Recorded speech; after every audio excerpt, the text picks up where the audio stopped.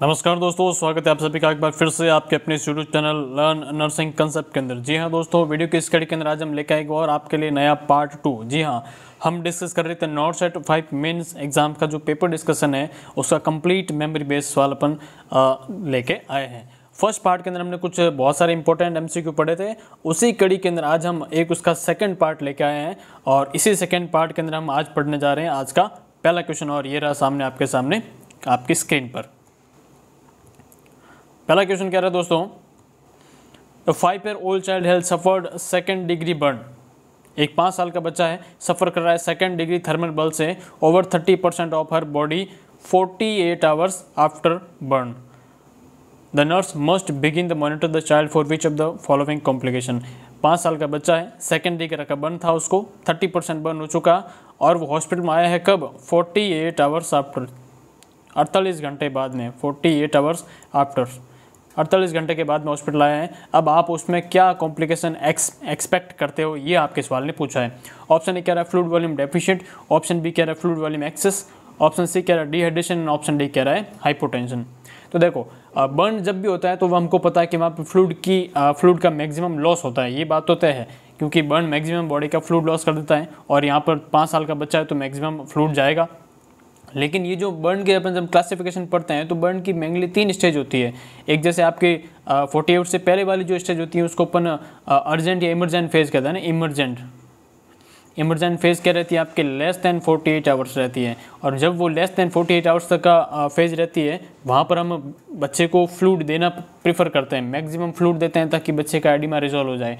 तो 48 आवर्स पहले तक तो बच्चे को क्या रहता है? Fluid volume deficient. यहाँ पूछा है 48 आवर्स आफ्टर, बाद में पूछा है 48 घंटे के, तो वहाँ पर जब फ्लूइड अपन 48 आवर्स पहले दे देते हैं, मल्टीपल फ्लूइड रिप्लेसमेंट करते हैं और पेशेंट का मान लीजिए ये वेसल्स है और यहाँ पर ये बहुत सारी एडिमा भी है, ये इंटरस्टिशियल स्पेस है, आपने एक तो यहाँ पर बहुत सारा फ्लूइड डाल दिया और फ्लूइड डालने की वजह से इलेक्ट्रोलाइट की वजह से ये जो आपका इंटरस्टिशियल स्पेस के अंदर जो फ्लूइड है ये भी आपके वेसल्स में आ जाएगा और जब ये वेसल्स में आ जाएगा तो आपके वेसल्स में फ्लूइड का वॉल्यूम ज़्यादा हो जाएगा, ना कि कम हो जाएगा। और कम होता है तो डिहाइड्रेशन, हाइपोटेंशन होता है। तो ये तो तीनों मिलते जुलते आंसर है, इसलिए यहाँ पर B option is the correct one, fluid volume excess. 48 घंटे बाद में बच्चे को क्या होगा? फ्लूइड वॉल्यूम एक्सेस देखने को मिलेगा। B is the correct one, rest all are incorrect. Let's move further. Option B, next सवाल कह रहा है आपका, a client admitted to the hospital for an induction of the labour. Labour के लिए क्लाइंट आया हॉस्पिटल में, gestation 42 weeks confirm by dates and ultrasound. उसका गेस्टेशन 42 वीक्स का है, कन्फर्म हो गया है। व्हेन सर्विक्स डायलेटेड 3 सेंटीमीटर, अब उसकी सर्वाइकल डायलेशन कितना है? 3 centimetre. She has a contraction of 70 second, 70 second की कॉन्ट्रैक्शन भी आ रहे हैं। सी इज रिसीविंग ऑक्सीटोसिन, अब उसको ऑक्सीटोसिन चलाया जा रहा है। The nurse first intervention should be to. अब इस कंडीशन में आप एज ए नर्स क्या करोगे? तो देखो, जब भी लेबर का इंडक्शन होता है तो हम ऑक्सीटोसिन देते हैं और ऑक्सीटोसिन देते हैं तो जब लेबर का प्रोसेस होता है तो उसके अंदर हम मेनली लेबर की 4 स्टेज पढ़ते हैं, first stage, second stage, third stage and fourth stage. तो ये जो फर्स्ट स्टेज होती है उसके अंदर अपन फर्दर 3 स्टेज पढ़ते हैं। एक स्टेज होती है आपकी लेटेंट स्टेज, लेटेंट फेज होती है, दूसरी आपकी एक्टिव फेज होती है और तीसरी हमारी ट्रांजिशनल फेज होती है। तो ये जो लेटेंट फेज होती है यहाँ पर आपका जो सर्वाइकल डायलेशन रहता है लगभग 1 से 4 सेंटीमीटर रहता है और कॉन्ट्रैक्शन जो रहते हैं दोस्तों वो लगभग 15 से 30 मिनट के बाद में आते हैं। और ये जो कॉन्ट्रैक्शन रहते हैं हर 15 से 30 मिनट के बाद में 15 से 30 सेकेंड तक रहते हैं। ये थोड़ा सा कंसेप्ट रहता है आपकी लेटेंट फेज़ में। बात करें एक्टिव फेज़ की तो यहाँ पर जो आपके कॉन्ट्रैक्शन की बात करें तो हर 3 से 5 मिनट के बाद में कॉन्ट्रैक्शन आएंगे और ये जो कॉन्ट्रैक्शन रहेंगे अब आपके 30 से 60 सेकंड तक रहेंगे कॉन्ट्रैक्शन। ये किस में होता है? आपके एक्टिव फेज़ के अंदर। और ट्रांजिशन फेज़ के अंदर यही आपके जो कॉन्ट्रैक्शन है हर 2 से 3 मिनट के बाद में रिपीट होते हैं और कॉन्ट्रैक्शन कितने रहते हैं? 45 टू 90 सेकंड तक आपके कॉन्ट्रैक्शन भी रहते हैं। तो अब आप दे रहे हो कि यहाँ जो कॉन्ट्रैक्शन हो रहे हैं 70 सेकंड तक रह रहे हैं, मतलब ये कॉन्ट्रैक्शन तो बहुत ज़्यादा हो रहे हैं लेकिन डायलेशन कितना हो रहा है? 3 सेंटीमीटर, मतलब अभी क्लाइंट केस में आपके लेटेंट फेज में ही है। तो यहाँ पर नोटिफाई करेंगे, ऐसा नहीं है। Fetal heart FHT, fetal heart tone या फिटल हार्ट रेट के वे की बात है। अगर वहाँ पर कोई कॉम्प्रोमाइज़ होता है तो अपन चेक करेंगे, लेकिन इनिशियल यहाँ पर कोई सिम्टम नहीं दे रखा तो ये ऑप्शन नहीं जाएगा। अच्छा, एक ऑप्शन डी कह रहा है prepare the client for delivery because the client in transition. ये ट्रांजिशन फेज में नहीं है, क्लाइंट लेटेंट फेज में है, मतलब कॉन्ट्रैक्शन बहुत ही ज़्यादा आ रहे हैं, 70 कॉन्ट्रैक्शन आपके बहुत ज़्यादा हैं और डायलेशन सिर्फ इतना हुआ है, तो मतलब ये हाइपर स्टिमुलेशन हो गया, यूट्रस कॉन्ट्रैक्शन ज़्यादा आ रहे हैं ऑक्सीटोसिन की वजह से, इसलिए यहाँ पर ऑक्सीटोसिन को अपन क्या कर देंगे, बंद कर देंगे। Turn off the oxytocin, C is the correct one, rest all are incorrect. I hope आपने अच्छा किया होगा। Next question, 35 week pregnant client and undergoing for non stress test, NST को करवाया जा रहा है, 35 वीक का प्रेग्नेंट क्लाइंट है। During a 20-minute examination the nurse note 3 fetal movement accompanied by acceleration of the fetal heart rate, each 15 beat lasting 15 minutes. Nurse interpreted that this test to be, ये एनेस्थीसिस वाला है। जब भी किसी एनेस्थी का मतलब होता है non stress test, fetal wellbeing को अपन देखने के लिए क्या कौन सा टेस्ट करवाते हैं, एनएसटी करवाते हैं, नॉन स्ट्रेस टेस्ट करवाते हैं। और ये जो इसमें कंडीशन रहती है 20 मिनट का ये टेस्ट रहता है और उसमें फीटल का मूवमेंट देखा जाता है। मूवमेंट जब देखा जाता है तो वहाँ पर मूवमेंट के साथ में फीटल की हार्ट रेट में क्या होता है, एक्सेलरेशन होता है, इंक्रीज होती है फीटल की हार्ट रेट, और ये हर 15 बीट होती है हर 15 सेकंड के बाद में, तो उसको अपन एनएसटी कहते हैं। अगर ऐसा होता है, इंक्रीज होती है, तो मतलब ये फीटल क्या है, बिल्कुल नॉर्मल है। और नॉर्मल जब फीटल रहता है तो मतलब उसका जो रिजल्ट है वो उसको कैसे इंटरप्रेटेड करेंगे, ये सवाल ने पूछा है।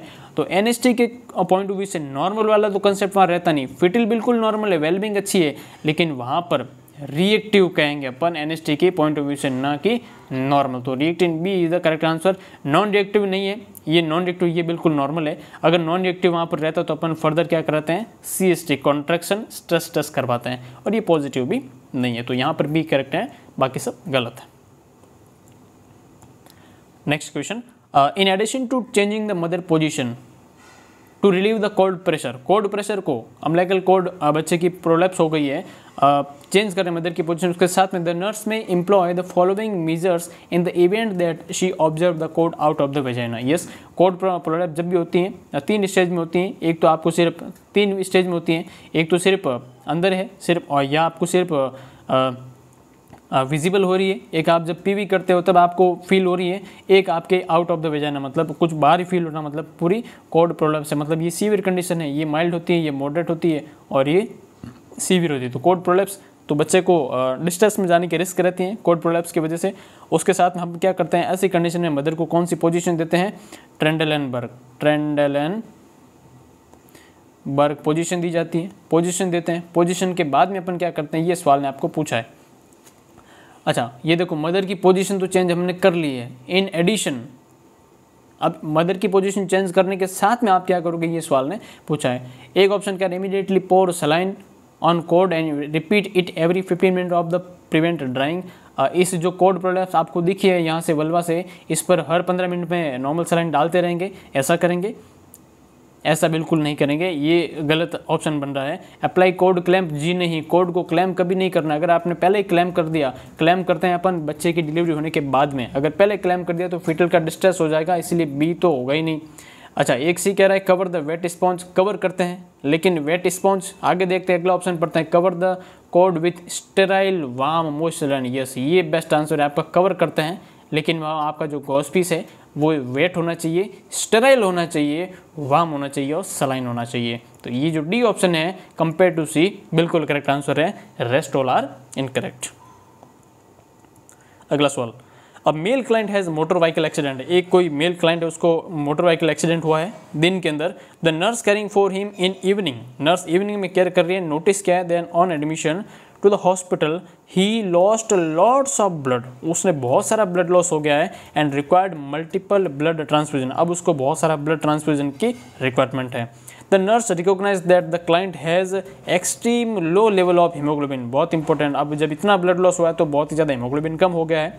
The nurse would anticipate which blood product would be ordered when large blood loss occur, बिल्कुल सिंपल सवाल है, जब इतना खून बह चुका है, जहाँ पर बहुत हीमोग्लोबिन पेशेंट का कम हो गया है, तो क्या उसको प्लेटलेट लगाएंगे? प्लेटलेट तो थ्रोम्बोसाइट्स होती हैं, अगर थ्रोम्बोस नहीं बनता है तो उसके कंडीशन में लगाते हैं, ये नहीं रहेगा थ्रोम्बोसाइटोपेनिया वाली कंडीशन में।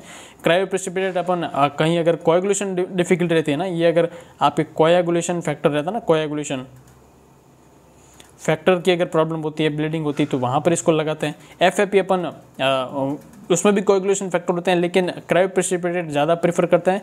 FAP जो होता है वॉल्यूम को एक्सपांड करने में हेल्प करता है, तो यहाँ पर ये भी नहीं है, ये भी नहीं है। ये packed red blood cells, direct उसको ब्लड लगाओ, होल ब्लड लगाओ, उसको RBC लगाओ, ताकि उसका हीमोग्लोबिन क्या हो जाएगा, इंक्रीज हो जाएगा। तो यहाँ पर ABC नहीं रहेगा, D is the correct one. Blood transfusion से बहुत सारे आपके सवाल आए हैं इस एग्जाम के अंदर, है ना, वेरी इंपॉर्टेंट। अगला सवाल, the client develop severe bleeding during haemodialysis. एक क्लाइंट का हेमोडायलिसिस चल रहा था, उसको सीवियर ब्लीडिंग हो चुकी है। As a nurse what you expect to give. अब आप एज ए नर्सिंग ऑफिसर आप क्या एक्सपेक्ट करते हो, उसको क्या देना चाहिए। देखो प्रोसीजर चल रहा है मरीज का, मरीज के प्रोसीजर चलते प्रोसीजर में क्लाइंट को क्या हुआ है, ब्लीडिंग हो गई, मतलब कहीं ना कहीं वहाँ पर आपके क्लॉटिंग मैकेनिज्म प्रॉपर फॉलो नहीं हो रही है, पेशेंट के अंदर क्या है, आपके कोएगुलेशन फैक्टर की डेफिशिएंसी, इसीलिए वहाँ पर क्या होगी, सीवियर ब्लीडिंग ड्यूरिंग प्रोसीजर। तो एक है FAP, फ्रेश फ्रोजन प्लाज्मा अपन देते हैं कि वॉल्यूम को एक्सपांड करने के लिए, क्लॉटिंग फैक्टर रिप्लेस करते हैं, लेकिन इसमें मिनिमल होते हैं, इसमें क्या होते हैं, मिनिमल अमाउंट में होते हैं, इसलिए FAP यहाँ पर नहीं देंगे। PRBC अभी हमने कहा कि ब्लड को देते हैं, हीमोग्लोबिन के लिए अपन देते हैं, लो हीमोग्लोबिन के लिए, और प्लेटलेट अपन क्या देते हैं, थ्रोम्बोसाइटोपिनिया के लिए। तो यहाँ पर क्रायोप्रेसिपिटेट, जी हाँ बिल्कुल करेक्ट आंसर बनेगा। ये जो होता है इसके अंदर क्या होते हैं, आपके क्लॉटिंग फैक्टर होते हैं, क्लॉटिंग फैक्टर्स होते हैं मेजर अमाउंट में, चाहे आपका क्लॉटिंग फैक्टर अगर 8 होता है, क्लॉटिंग फैक्टर आपका जो 13 होता है, या अपन कहते हैं वॉन विलब्रांड फैक्टर, विलब्रांड फैक्टर, ये जो सारे मल्टीपल फैक्टर होते हैं किस में होते हैं, आपके क्रायोप्रेसिपिटेट में। इसलिए A, B, D बिल्कुल गलत आंसर है, C is the correct one. Next सवाल वेरी इंटरेस्टिंग, बहुत इंपॉर्टेंट सवाल है, ध्यान से समझिएगा लैंग्वेज को। A 7-year-old child birth to the emergency room. 7 साल का बच्चा इमरजेंसी रूम में उसको लेके आए हैं, मिडनाइट बाय हिज मदर, उसकी माता जी उसको लेके आई है। सिम्टम अपीयर हुए उसको अब्रप्टली, अचानक से उसको कुछ सिम्टम आ गए। अच्छा सिम्टम कौन कौन से थे भाई साहब, सिम्टम क्या थे कि नर्स ने इनिशियल असेसमेंट किया, रिवील्स द टेम्परेचर, पहला सिम्टम था कि टेम्परेचर क्या आया उसका, 104 डिग्री फ़ारेनहाइट आया। हाइपर पायरेक्सिया है, मतलब अपन सॉरी फीवर अपन कह सकते हैं, हाइपर पायरेक्सिया तो 105 से ऊपर होता। तो और क्या है, डिफिकल्टी इन सोलोइंग, बिल्कुल ड्रूलिंग हो रहा है, एब्सेंस ऑफ स्पॉन्टेनियस कफिंग और एजिटेशन, ये सिम्टम आपको मिले हैं। These symptom are indicative of which one of the following, ये सिम्टम किसके हैं, ये सवाल ने पूछा है। ऑप्शन ए कह रहा है acute tracheitis, option B acute spasmodic croup, option C acute glottitis epiglottitis, and option D the acute laryngo bronchitis. तो ये जो सिम्टम आपको दिख रहे हैं, ये ना तो आपके एक्यूट ट्रेकाइटिस के हैं, ना ये आपके स्पाज्मोडिक क्रूप के हैं, ना ही ये आपके एक्यूट लैरिंगोट्रेकियो ब्रोंकाइटिस के हैं। इसको अपन सिम्टम किसके हैं, एक्यूट एपिग्लोटाइटिस। ये एक बहुत इमरजेंसी कंडीशन होती है। एपिग्लोटाइटिस जो होता है क्या होता है, एक इमरजेंसी कंडीशन होती है जहाँ पर पेशेंट को इमीडिएटली एयरवे ऑब्स्ट्रक्शन हो जाता है। इसके अंदर होता है क्या, अल्टीमेटली एयरवे का ऑब्स्ट्रक्शन हो जाता है, और एयरवे का ओपन करना ही हमारी प्रायर रिस्पॉन्सिबिलिटी रहती है, पेटेंसी ऑफ एयरवे। अच्छा इसके अंदर आपको 4D साइन देखने को भी मिलते हैं। 4D साइन कौन कौन से होते हैं, एक होता है आपका जैसे कि एक होता है डिस्फेजिया, जो एपिग्लोटिस जब स्वेलिंग हो जाती है, इन्फ्लामेशन होता है, तो वहाँ पर डिफिकल्टी इन स्वेलिंग देखने को मिलती है। सेकंड D की बात करें, वो होता है आपका डिस्फोनिया, स्पीक के अंदर प्रॉब्लम रहती है, इसको डिस्फोनिया के नाम से जानते हैं। एक होता है आपका ड्रूलिंग, है ना, ड्रूलिंग, अगर जब एपिग्लोटाइटिस है तो आगे फर्दर पेशेंट सोलो नहीं कर पाएगा, ड्रूलिंग रहती है कंटिन्यूसली, यहाँ पर दे रखा है drooling, difficulty in swallowing, dysphagia दे रखा है। और क्या होता है, एक होता है डिस्ट्रेस होता है, और बच्चे को डिफिकल्टी इन ब्रीदिंग हो जाती है, और ये रेस्पिरेटरी के सिम्टम आते हैं। तो ये 4D जो साइन रहते हैं आपके एक्यूट एपिग्लोटाइटिस, इसके साइन रहते हैं। C is the correct one, rest all are incorrect. Next question, iron dextran is parental iron preparation. एक आयरन डेक्स्ट्रान होता है जो क्या होता है, आपके आयरन की प्रिपरेशन होती है। The nurse should know that it, अब आपको पता होना चाहिए कि ये क्या है, इसके लिए क्या जरूरी है। आल्सो कॉल्ड इंट्रेंसिव फैक्टर, क्या ये इंट्रेंसिव फैक्टर कहलाता है, जी नहीं, इंट्रेंसिव फैक्टर विटामिन B12 के अंदर दिया जाता है, ये आयरन डेक्स्ट्रान नहीं है। Must be given abdomen, abdomen पर हमेशा इंसुलिन दिया जाता है, सब क्यूटेनियसली दिया जाता है इंसुलिन, तो ये आयरन नहीं दिया जाता है। अच्छा ये कह रहा है कि रिक्वायर्ड यूज़ ऑफ Z-ट्रैक मेथड, जी हाँ दोस्तों, आयरन के लिए आपको ऑलवेज Z-ट्रैक मेथड फॉलो करना होता है। आयरन को Z-ट्रैक मेथड देते हैं, इंट्रा मस्कुलरली देते हैं, डीप IM देते हैं, है ना, डीप IM देते हैं। ये Z-ट्रैक मेथड क्यों फॉलो करते हैं, ताकि इसकी बैक फ्लो ना हो, और प्रिवेंट करती है क्या, आपके इरिटेशन, स्किन का जो इरिटेशन होता है उसको प्रिवेंट किया जाता है ज़ेट्रेक मेथड को फॉलो करते रहें। अच्छा, आयरन की जब बात आती है तो आयरन जो होता है आपका ओरल फॉर्म में भी दे सकते हैं, और ओरल फॉर्म में जब देते हैं तो इसको एम्प्टी स्टमक सबसे बेस्ट दिया जाता है, एम्प्टी स्टमक दिया जाता है, ये इसका अब्जॉर्प्शन सबसे बढ़िया होता है, एम्प्टी स्टमक, भूखे पेट दो। अच्छा, एम्प्टी स्टमक जब आप देते हो तो इसको विटामिन सी के साथ में दो, ताकि इसका अब्जॉर्प्शन क्या कर देगा, इंक्रीज कर देगा साहब, विटामिन सी। सिट्रस जो फ्रूट होते हैं ना, सिट्रस फ्रूट, खट्टे पदार्थ जितने भी होते हैं ना फ्रूट, जैसे आपका लेमन हो गया, ऑरेंज हो गया, ये सारे आपको देने होते हैं, सिट्रस फ्रूट देने होते हैं अब्जॉर्प्शन को इंक्रीज करने के लिए। अच्छा, ये आप जब आप ओरल देते हो तो ये टूथ स्ट्रेनिंग करता है, टूथ स्ट्रेनिंग भी करता है, इसलिए आपको क्या यूज़ करनी होती है, हमेशा स्ट्रॉ का यूज़ करना होता है। स्ट्रॉ को बच्चे को इंस्ट्रक्ट करना है कि आप स्ट्रॉ का यूज़ करें, नहीं तो दांत खराब हो जाएंगे भाई साहब, आपके काले कलर के दांत हो सकते हैं, टूथ स्ट्रेनिंग इसको कहते हैं। अच्छा, ये जब बच्चा कोई पेशेंट लेता है तो उसका स्टूल कैसा हो जाता है, स्टूल ब्लैक कलर का हो जाता है। ये भी आपको पहले इंस्ट्रक्ट करना है कि काले कलर का स्टूल आ सकता है, स्टूल का कलर ब्लैक हो सकता है, नॉर्मल होता है ना, ये क्या होता है, नॉर्मल होता है। और पेशेंट को जो है ये इसके बारे में बताना होता है कि ज़ेट्रेक मेथड से इसको लिया। अगर आयरन का ओवरलोड हो जाता है तो एक एंटीडोट दिया जाता है, जिसका नाम अपन क्या पढ़ते हैं दोस्तों, उसका नाम है आपके डेस्फेरोक्सामाइन। आयरन के ओवरलोड का एंटीडोट क्या है, डेस्फेरोक्सामाइन। तो ये आपके सारे आयरन के रिगार्डिंग सवाल है, यहाँ पर सी हो है बिल्कुल करेक्ट आंसर है, बाकी सारे गलत है। अगला सवाल, ए क्लाइंट है परनीसिस एनीमिया। अब बच्चे को क्या है, क्लाइंट को परनीसिस एनीमिया है। What is the best assessment for the nurse that the patient understand about the treatment. Pernicious anemia क्या है आपका, विटामिन B12 की डेफिशिएंसी वाला एनीमिया है, साइनोकोबालामिन वाला डेफिशिएंसी वाला एनीमिया है। इसके बारे में आप ट्रीटमेंट के रिगार्डिंग आप क्या समझेंगे। पेशेंट क्या बोलता है कि I will do smoking cessation, ऐसा करेंगे, I will do oral iron, I will learn how to give IM injection, है ना। तो स्मोकिंग सजेशन का रेस्पिरेटरी सिस्टम में प्रॉब्लम में रहता है, यहाँ पर परनीसिस एनीमिया में कोई रोल नहीं है। अच्छा, एक लिखा है ओरल आयरन, तो ओरल आयरन आप आयरन डेफिशिएंसी एनीमिया में लेते हैं, ये किस में लेते हैं, आयरन डेफिशिएंसी एनीमिया में। तो यहाँ पर ओरल आयरन है, यहाँ पर तो विटामिन B12 लेना पड़ेगा, और ये आपको लाइफ लॉन्ग लेना पड़ेगा, और ये लाइफ लॉन्ग लेंगे तो इसको आप देते हैं इंट्रा मस्कुलर इंजेक्शन के रूप में, और क्लाइंट को बताना पड़ेगा। क्लाइंट बोलता है कि अगर मैं IM इंजेक्शन लेना सीख जाऊंगा तो बिल्कुल ये सही बात बोली है, इसलिए C is the correct one, IM vitamin B12। Next question है, the following medication were noted on the review of the client home medication profile. कुछ मेडिकेशन नीचे दी गई है, क्लाइंट के नीचे घर से मिली है मेडिकेशन प्रोफाइल से। Which of the following medication would most likely potentiate और एलिवेट सीरम डिजॉक्सिन लेवल। दी गई मेडिसिन में से कौन सी मेडिसिन जो है डिजॉक्सिन के लेवल को बढ़ा सकती है। एक ऑप्शन कह रहा है KCL, एक कह रहा है क्विनिडीन, एक कह रहा है थायराइड एजेंट, और डी कह रहा है थियोफाइलिन।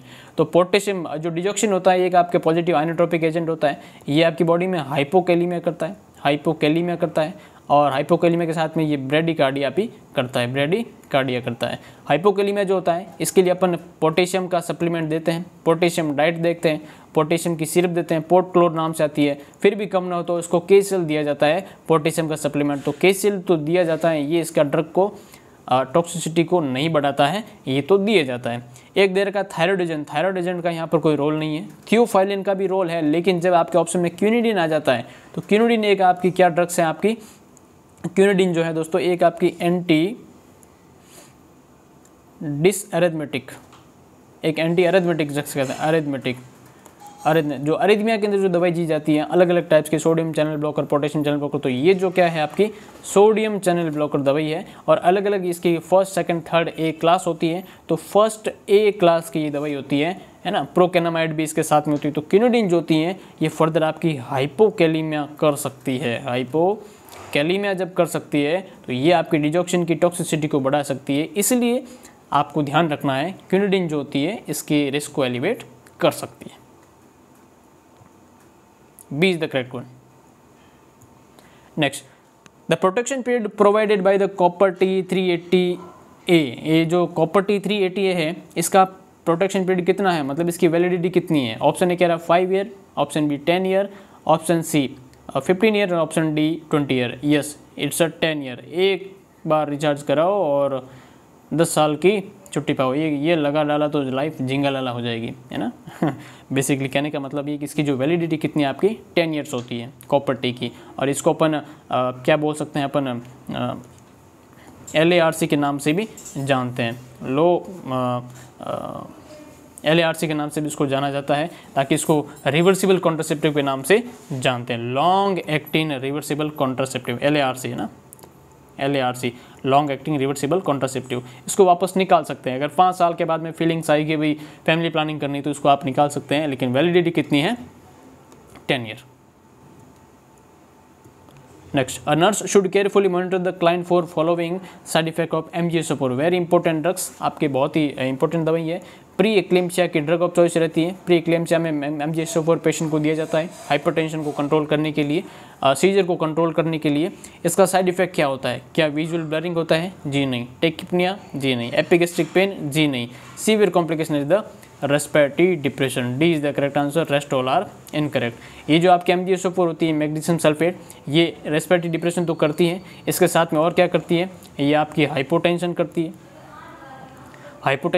है, ये डिक्रीज़ कर देती हैं यूरिन आउटपुट, यूरिन के आउटपुट को कम कर देती है, और ये कर देती है डिक्रीज़ कर देती है डीप टेंडन रिफ्लेक्स को कम कर देती है, ये आपकी फ्लशिंग करती है, और ये जो होती है अल्टीमेटली इसकी टॉक्सिसिटी हो जाती है। साथ में क्या करती है, रेस्पिरेटरी डिप्रेशन, रेस्पिरेटरी रेट को हमेशा मॉनिटर करना होता है, लेस देन 12 हो जाए तो उसको विदआउट कर दो, उसको नहीं देना होता है, रिस्क होती है। और मैग्नीशियम का लेवल ब्लड में चेक करते रहो, लेस देन 7.35 से अगर ऊपर हो जाए मिलीक्यूलेंट से, इट विल इंडिकेट टॉक्सिसिटी। और टॉक्सिसिटी जब होती है तो पेशेंट क्या देते हैं, इसका एंटीडोट देते हैं, और एंटीडोट का नाम क्या होता है आपका, कैल्शियम ग्लूकोनेट, ये क्या है इसका एंटीडोट। क्लियर है बातें, सारी चीज़ें important. Next question,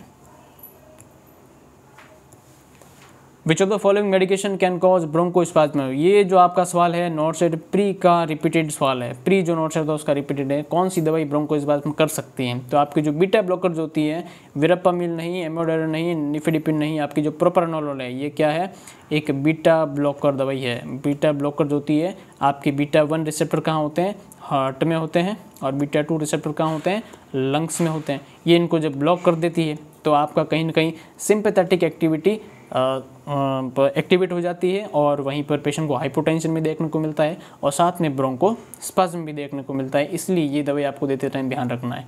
D is the correct one, rest all are incorrect.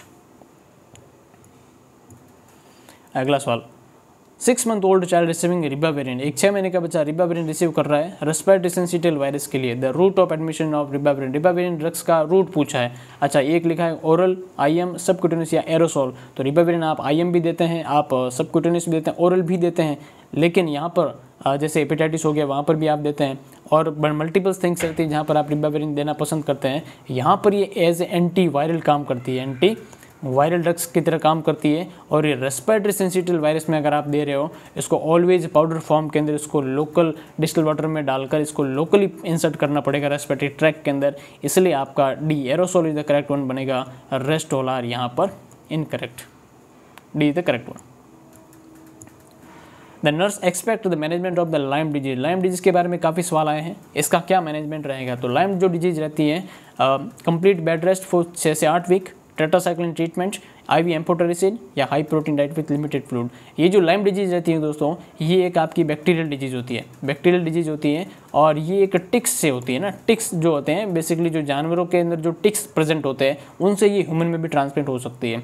बोरोलिया नाम का एक टिक्स होता है, बोरोलिया, और ये बर्गडोर फेरी इस फैमिली से बिलोंग करता है। बोरोलिया नाम का टिक्स होता है, और ये बर्गडोर फैमिली का रिलेट करता है, और टिक्स से होने वाली बीमारी है। और ये ह्यूमन की स्किन पे अगर प्रेजेंट हो लॉन्ग टर्म, तो उसमें भी सबक्यूटेनियस टिश्यू को इन्फ्लाम कर देता है, फीवर रहता है, और लॉन्ग टाइम आपको वीकनेस, लिथार्जिक रहता है, और फीवर वगैरह देखने को मिलता है। तो ये बैक्टीरियल डिजीज है, इसका क्या ट्रीटमेंट है, ये सवाल ने आपको पूछा है। एक दे रखा है कंप्लीट बेड रेस्ट करते हैं, लेकिन कंप्लीट बेड रेस्ट नहीं होता है, अपनी डेली लाइफ पे एक्टिविटी कर सकते हैं। एक दे रखा IV एम्फोटेरिसिन जो होती है एक एंटी फंगल दवाई होती है, एंटी फंगल होती हैं, और ये फंगल वाले ट्रीटमेंट में देते हैं। जैसे आपने देखा होगा ब्लैक फंगस जो आपकी म्यूकोरमाइकोसिस था, म्यूकोरमाइकोसिस जो कोविड के बाद में था ना, वहाँ पर इसको यूज़ किया गया था। तो ये तो यहाँ नहीं होगा, ये भी नहीं होगा। हाई प्रोटीन डाइट देते हैं, लेकिन फ्लूइड को बढ़ाते हैं, कम नहीं करते हैं। तो यहाँ पर टेट्रासाइक्लिन का जो ट्रीटमेंट होता है, ये यहाँ पर IV एंटीबायोटिक, टेट्रासाइक्लिन क्या है, एक एंटीबायोटिक्स है। तो B is the correct one, बाकी सारे गलत हैं। टेट्रासाइक्लिन जो होती है इसके साथ में आप डॉक्सीसाइक्लिन भी दे सकते हैं। और टेट्रासाइक्लिन का साइड इफेक्ट अगर आपको पूछे, ये क्या करती है, ये भी टूथ स्ट्रेनिंग करती है और ये प्रेगनेंसी के अंदर हमेशा कॉन्ट्राइंडिकेटेड रहती है आपकी tetracycline. Is the B is the correct one, rest all are incorrect. अगला सवाल, a 4-year child discharge from hospital, 4 साल का बच्चा हॉस्पिटल से डिस्चार्ज हो रहा है, सीवियर ग्रुप का उसको इलाज करना था। Which instruction the nurse give to the mother for home treatment, घर के इलाज के लिए नर्स उसकी मदर को क्या इंस्ट्रक्शन देगी। ऑप्शन ए कह रहा है take him to the bathroom, turn on hot water and close the door, उसको गर्म बाथरूम में लेकर जाके गर्म पानी में उसको ऑन कर दो और दरवाज़ा बंद कर दो, ऐसा।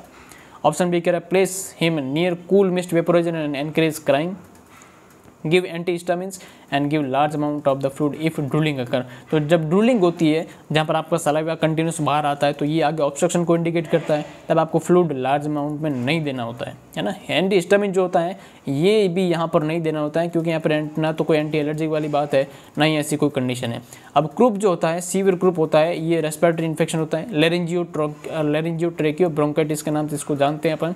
और वहाँ पर आप देखा होगा कि नॉर्मल जब हमारे को कोई कोल्ड होता है या फिर कुछ भी रेस्पिरेटरी इन्फेक्शन होता है, तो हम जुकाम लगने के लिए भाप लेते हैं ना, स्टीम लेते हैं। तो स्टीम हमेशा गर्म लेते हैं या ठंडी लेते हैं? यस, हम स्टीम हमेशा कैसी लेते हैं? गर्म लेते हैं। तो जैसे हम गर्म लेते हैं तो हमारे को वेजोडाइलेशन रहता है और वहाँ पर स्पाज्म रिलीव होता है। तो इस बच्चे को बाथरूम के लेके अंदर जाकर गर्म वाटर के पास में बिठाकर उसको दरवाज़ा बंद कर देंगे, ताकि जो एक्स्ट्रा वेपर है वो बाहर ना जाए और एयर एंट्री ठंडी उसके पास में ना हो।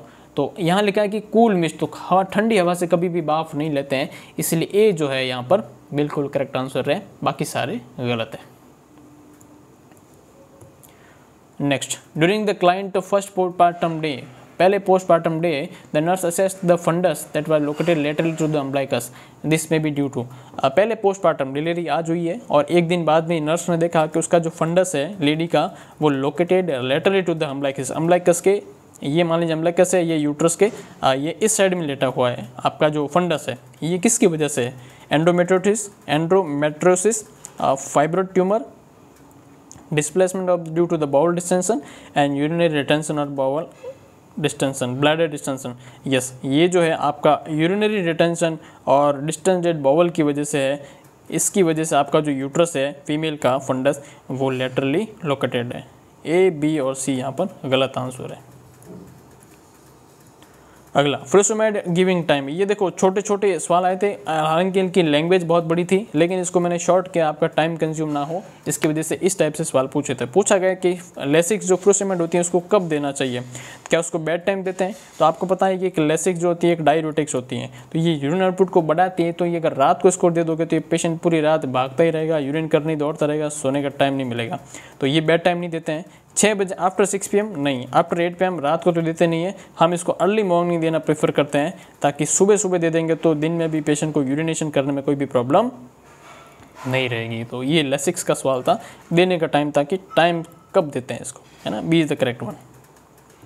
Next, upper limit of alcohol in blood for driving in India, India के अंदर ड्राइविंग के लिए अल्कोहल वैसे तो लेना ही नहीं चाहिए, लेकिन फिर भी अलाउ है। कितना आप ड्राइविंग के लिए कर सकते हो? 20, 30, 40 और 50 mg पर DL।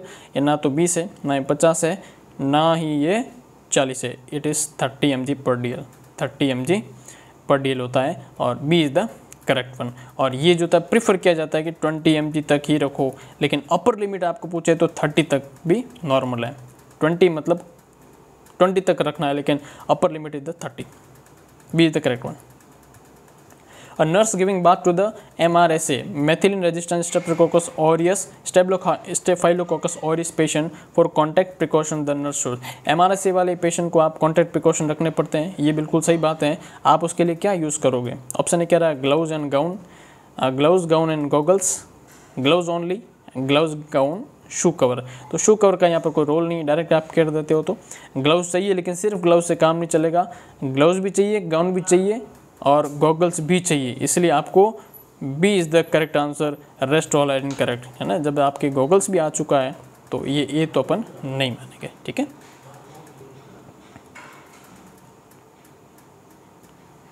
ड्रग कैलकुलेशन का एक सवाल था आपके। अच्छा, अब 35 mg पेशेंट रिसीव कर रहा है, अवेलेबल कितनी है आपकी 350 mg। द नर्स मिक्स कर रही है 500 ml D5 के साथ में। तो देखो desire upon available into ml का कर दो। डिज़ायर है आपकी 35 mg और 350 में इसको आपको देना है और 500 ml आप डिजोल्व कर रहे हो, तो 10 से 10, 35 से 35 गया, पीछे बसा 50 ml पर आवर। तो ये आपकी 50 ml था, एक ऑप्शन में दे रखा था, इसलिए आपका करेक्ट आंसर 50।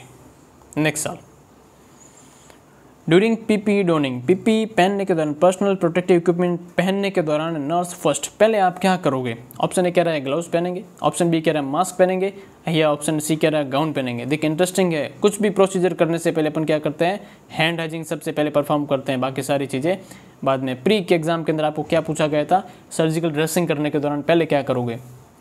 क्या उस पर एनएस डालेंगे एंड उसको गीला करेंगे एंड मॉइस्ट करेंगे? नहीं, ऑलवेज आपको क्या करना है, हैंड हाइजीन फर्स्ट करना है, बाकी सारी प्रायोरिटी बाद में। अगला सवाल, most common cause of delirium in elderly patient, elderly patient में डेलिरियम का क्या कारण रहता है? Alcohol withdrawal, multiple medication? नहीं, this is the hypoxia is the correct answer. Delirium clouded of conscious जो रहती है एल्डरली पेशेंट के अंदर, तो वहाँ पर हाइपोक्सिया सबसे बड़ा कारण बनता है। डायरेक्ट सवाल था।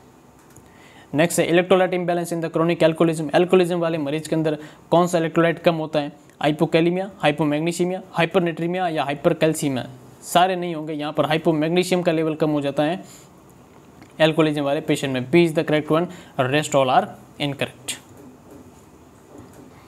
Site of lumbar puncture in children, बच्चों के अंदर पूछिए लंबर पंक्चर की साइट आपकी L1 L2 L2 L3 L3 L4 L3 L4 और L5। तो A B तो आपको पता है होता नहीं है। अब ये एक होता है L3 और L4 जो होता है आपके अडल्ट के अंदर अपन यूज़ करते हैं, अडल्ट के अंदर, और L4 L5 जो होता है वो आपके किस में यूज़ करते हैं, चिल्ड्रन के अंदर यूज़ करते हैं। आपको किसका पूछा है, बच्चों का पूछा है, इसलिए D is the correct one, बाकी सारे गलत हैं। LP करते हैं।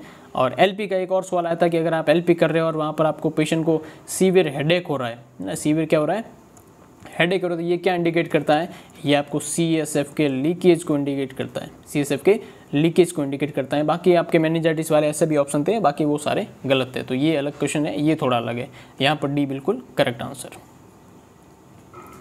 ड्यूरिंग ABG करने के दौरान आपने एक्सीडेंटली क्या हो गई, वेन भी पंक्चर हो चुकी है, व्हाट विल हैपन, अब इसके क्या होगा और आप क्या करोगे? तो ये अकॉर्डिंग टू ऑप्शन सारे ऑप्शन नहीं मिल पाए, लेकिन वहाँ पर करेक्ट ऑप्शन की बात करें, जब ABG करते हैं उसकी वजह से अगर वेन पंक्चर हो जाती है तो वहाँ पर क्या डेवलप होता है, हीमेटोमा डेवलप हो जाता है।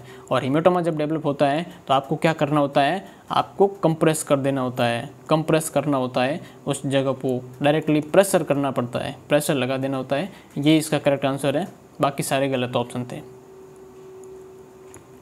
हाँ, डिमेंशिया प्रिकॉक जो है वर्ड फॉर सिजोफ्रेनिया किसने दिया? तो यहाँ पर बहुत सारे ऑप्शन थे, सिगमंड फ्रूड था, आपके सेरेलिटी वगैरह था। तो डिमेंशिया सिजोफ्रेनिया के लिए डिमेंशिया प्रिकॉक्स का वर्ड किसने दिया? आपके एमिल क्रेपलिन। क्रेपलिन नाम के भाई साहब ने क्या दिया, डिमेंशिया प्रिकॉक्स। बाकी वहाँ पर सारे ऑप्शन गलत थे। अगला सवाल, रेडिकल मास्टेक्टोमी ये किसी मरीज का हुआ है, हीमोवेग ड्रेन उसको लगा है, हाफ फुल हो गया है, मतलब आधा भर गया है। तो अब ये क्या इंडिकेट कर रहा है, तो आधा भर गया मतलब एक्टिव ब्लीडिंग को इंडिकेट कर रहा है, ये एक्टिव हेमरेज को इंडिकेट करता है, हेमरेज को इंडिकेट करता है। ऑप्शन हमें मिल नहीं पाए, क्या ये नॉर्मल है? तो ये नॉर्मल तो नहीं है, आधा भर गया मतलब तो ब्लीडिंग को इंडिकेट करता है। फर्दर आपको नेसेसरी इंटरवेंशन लेने होंगे।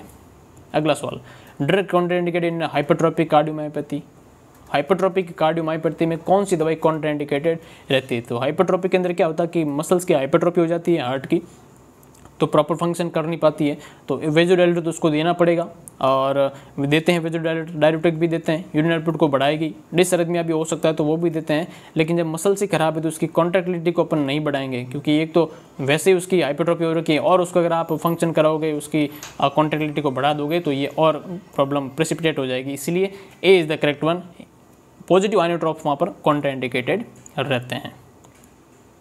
अगला सवाल, fluid adequacy in the child with burn, burn वाले बच्चों के अंदर फ्लूइड एडिक्वेसी कैसे चेक करेंगे? Heart rate, PP, edema, urine output. Yes, it's a urine output, बाकी सारे गलत हैं, D is the correct one. अगला सवाल, a patient having deep rapid respiration, patient को क्या है, डीप है, रैपिड रेस्पिरेशन हो रहा है, फ्रूटी ऑडोर हो रहा है ब्रीथ के अंदर, सस्पेक्टेड हो गया उसको डी के diabetes ketoacidosis, the nurse indicated. अब आप क्या उसको लगाओगे, ये क्या है, हाइपरकैलेमिया है, हाइपोकैलेमिया है, मेटाबॉलिक एल्कलोसिस या मेटाबॉलिक एसिडोसिस। तो आपको पता है टाइप 1 डायबिटीज़ का कॉम्प्लिकेशन क्या है, डायबिटिक कीटो एसिडोसिस। तो उसमें डी एडिशन होता है, कीटो एसिडोसिस होता है और एसिडोसिस आपको देखने को मिलता है। तो यहाँ पर मेटाबॉलिक एसिडोसिस बिल्कुल करेक्ट आंसर रहेगा, बाकी सारे गलत आंसर है, ए बी और सी तीनों ही गलत आंसर है। अच्छा, कुछ यहाँ पर इमेज आए थे जो आपको मैं बताना चाहूँगा, बहुत ही सिंपल इमेज थे, आइडेंटिफाई द इमेज। तो ये जो इमेज आप देख रहे हैं ये किसका है, एक आर्म लगी है, इस पर एक कुछ लाइन लगी है। तो ये लाइन किसकी है, आपके PICC लाइन, इसको अपन क्या बोलते हैं, पेरिफेरी इंसर्टेड सेंट्रल कैथेटर। ये पिक लाइन का फोटो है दोस्तों, डायरेक्ट आपके यही फोटो आपके एग्जाम आया था, बहुत ही सिंपल सवाल था। अगली फोटो ये एग्जाम में आया था, आइडेंटिफाई करनी ECG की। तो अगर इस ECG को देखें अपन तो ECG के बहुत सारे आए थे सवाल। यहाँ पर PQRS और T हो रहा है, PQRS और T यहाँ पर है, PQRS और T। तो आप यहाँ पर देख रहे हैं कि ये जो ST वाला पोर्शन ये क्या हो रहा है, एलिवेट हो रहा है दोस्तों, ST एलिवेशन, ये क्या हो रहा है, ST एलिवेशन हो रहा है। तो ST एलिवेशन किस में देखने को मिलता है, एंटीरियर वॉल MI, हार्ट की इस्केमिक जो डिजीज होती है वहाँ पर आपको ST एलिवेशन देखने को मिलता है, और इस्केमिक डिजीज का नाम होता है आपका myocardial infection, anterior wall MI वहाँ पर करेक्ट ऑप्शन बिल्कुल। एक ऑप्शन है आपके फोटो आई थी, दिस इज आइडेंटिफाई, इसको आइडेंटिफाई करना। तो ये आपका ट्रेकियल डायलेटर होता है, क्या होता है, ट्रेकियल डायलेटर। वहाँ पर बहुत सारे ऑप्शन थे लेकिन tracheal dilator is the correct answer. एक और फोटो आया था, इसको क्या बोलते हैं, तो ये क्या है आपका एंडोट्रेकियल ट्यूब का जो कफ का प्रेशर अपन चेक करते हैं वो मैनोमीटर है। तो इसको अपन कहते हैं ET ट्यूब, ET कफ प्रेशर मैनोमीटर, ET कफ प्रेशर मैनोमीटर। तो ये बहुत सारे इंपॉर्टेंट सवाल थे दोस्तों, हमने कोशिश की है कि आपके लिए सब लेके आए, और आपने खुद का सेल्फ इवैल्यूएशन किया होगा कि आपको पता लगा कि कितने हमारे सवाल गलत हैं, कौन कौन से सवाल आए थे और कौन कौन से किस टाइप से अपन को लैंग्वेज देखने को मिलती है। तो आई होप आपको ये सारी चीज़ें समझ में आई होगी, और देखते हैं चलेगा। तो इतने हमारे जो क्वेश्चन थे, हमने कोशिश की कि आपको बढ़िया से समझ में आए, और विश्वास रखिएगा कि आपका परिणाम बिल्कुल बेहद शानदार रहेगा, क्योंकि आपकी जो मेहनत थी बहुत ही अच्छी थी। और खुद पर भरोसा रखें, पॉजिटिव सोच के साथ में रिजल्ट का वेट करें, बिल्कुल आपका रिजल्ट भी अच्छा रहेगा और आपका डेफिनेटली सिलेक्शन भी होगा। ये आपको खुद पर भरोसा रखना पड़ेगा। तो मिलते हैं किसी अगले वीडियो में। अगर आप इस चैनल पर नए हैं तो चैनल को जरूर से जरूर आप चैनल से जुड़ जाएं और अपने दोस्तों के साथ में शेयर ज़रूर करें। मिलते हैं किसी अगले नेक्स्ट वीडियो में, तब तक के लिए जय हिंद, जय भारत, धन्यवाद, थैंक यू सो मच।